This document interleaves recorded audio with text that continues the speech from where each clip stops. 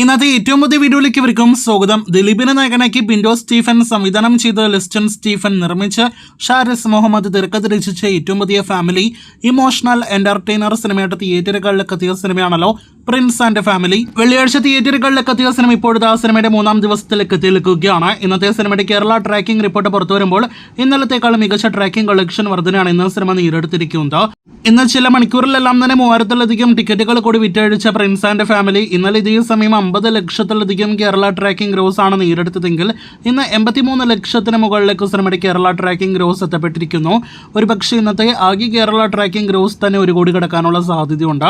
ഇന്ന് കേരളത്തിൽ 1,50 ലക്ഷത്തിലധികം ഗ്രോസ് പ്രതീക്ഷിക്കുന്ന പ്രിൻസിന് ആകെ 3 ദിവസങ്ങൾ കൊണ്ട് ഇന്നത്തോടെ 3 കോടിയിലധികം കളക്ഷൻ കടന്ന 3,50 ലക്ഷത്തിലേക്ക് കേരള ഗ്രോസ് എത്തിക്കാൻ കഴിഞ്ഞേക്കും എന്നാണ് നിലവിലെ എസ്റ്റിമേറ്റ് കളക്ഷനിൽ നിന്ന് വ്യക്തമാകുന്നത്. സിനിമയുടെ ആകെ കേരള ഷെയറും ഇന്നത്തോടെ 1 കോടി പിന്നിട്ട് കഴിഞ്ഞിരിക്കുകയാണ്. ഇനി ദിലീപ് ചിത്രത്തിന്റെ വേൾഡ് വൈഡ് എസ്റ്റിമേറ്റിലേക്ക് വരികയാണെങ്കിൽ ആദ്യ 2 ദിവസത്തെ ഇനിയും കൃത്യമായ വേൾഡ് വൈഡ് കളക്ഷൻ വന്നിട്ടില്ല. 3 ദിവസങ്ങൾ കൊണ്ട് സിനിമയ്ക്ക് വേൾഡ് വൈഡ് ഗ്രോസ് 5-6 കോടി റേഞ്ചിലാണ് നിലവിൽ നാം പ്രതീക്ഷിക്കുന്നത്.